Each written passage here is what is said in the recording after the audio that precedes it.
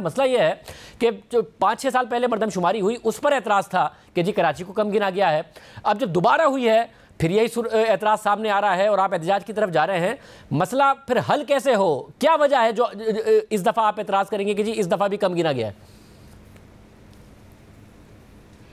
देखें शाहज़ेब, जब 2017 में कम गिना गया था ना तो उस वक्त भी शोर हुआ था और उस शोर के नतीजे में ये बात तय हुई थी कि 5% शुमारियाती ब्लॉक्स को रीओपन किया जाएगा। वो नहीं किया गया। हुकूमत तब्दील हो गई, नून लीग के ज़माने में ये हुआ था, फिर पीटीआई और एमक्यूएम की हुकूमत आ गई। लेकिन बदकिस्मती से पीटीआई और एमक्यूएम की मुश्तरका हुकूमत ने उस मरदमशुमारी की मंजूरी दे दी जो सही नहीं थी। उन्होंने ये कहा कि हम इसलिए मंजूरी दे रहे हैं ताकि अगली मरदमशुमारी दोबारा करा सकें। हमने कहा कि जब आप मंजूरी दे देंगे तो आप लेजिटिमाइज कर देंगे कि कराची की आबादी आधी हो गई है और एक बेस लाइन बन जाएगी जो बाद में भी प्रॉब्लम पैदा करेगी। आप रीडू करें, आप मंजूरी नहीं दें, लेकिन उन्होंने दी और फिर जो काउंसिल ऑफ कॉमन इंटरेस्ट है उससे भी ये पास करा लिया गया। बहरहाल अब जब दोबारा मरदमशुमारी शुरू हुई तो ये डिजिटल हुई। हमने एतराज़ किया कि इसकी एसओपी आम की जाए, इसमें सबको एक्सेस दिया जाए और सिर्फ हुकूमती पार्टियों की कमेटी ना बने, स्टेक होल्डर की कमेटी बने जो पूरे अमल की मॉनिटरिंग करे। लेकिन उन्होंने इस काम को नहीं किया।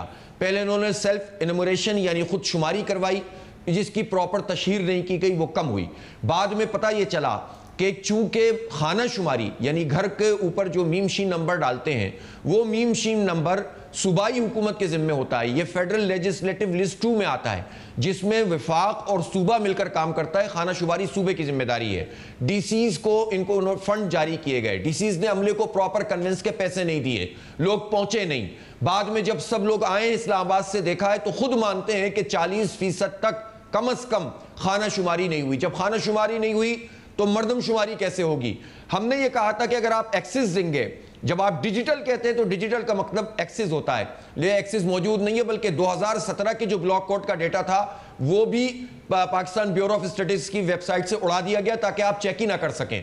तो ये नंबर ऑफ फ्लॉज हैं जो इस पूरे अमल में मौजूद हैं।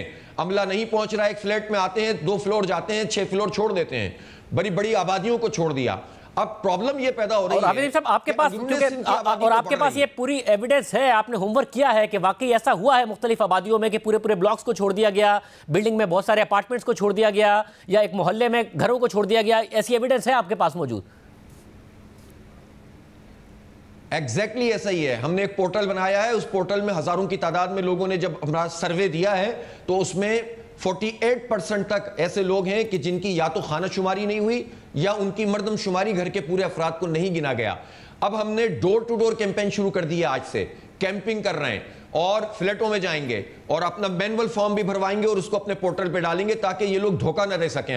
हम इसको एक्सपोज करेंगे। हम ये चाहते हैं कि हम ताउन करें, लेकिन ये पूरा प्रॉब्लम यानी ये जब पूरा अमल है वो फ्रॉड है। और आखिर में क्या होगा ये मैं आपको बता रहा हूं, पहले भी हुआ है। मुस्तकिल पते की बुनियाद पर ये नादरा के डेटा से लोगों को अदर देन कराची काउंट करेंगे।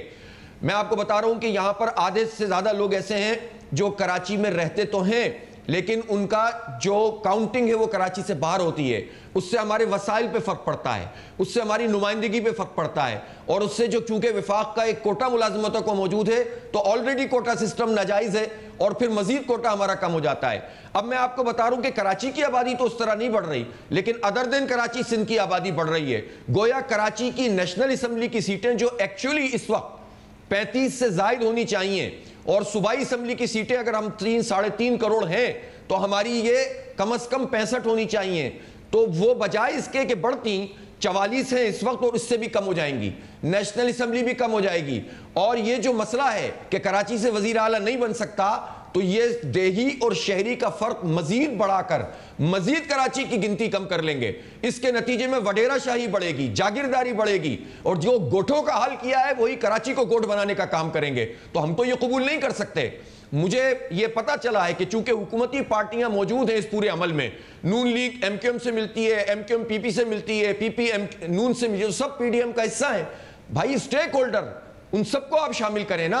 और ये कोई लगभग 2.25 करोड़ 2.5 करोड़ पे डन करने जा रहे हैं।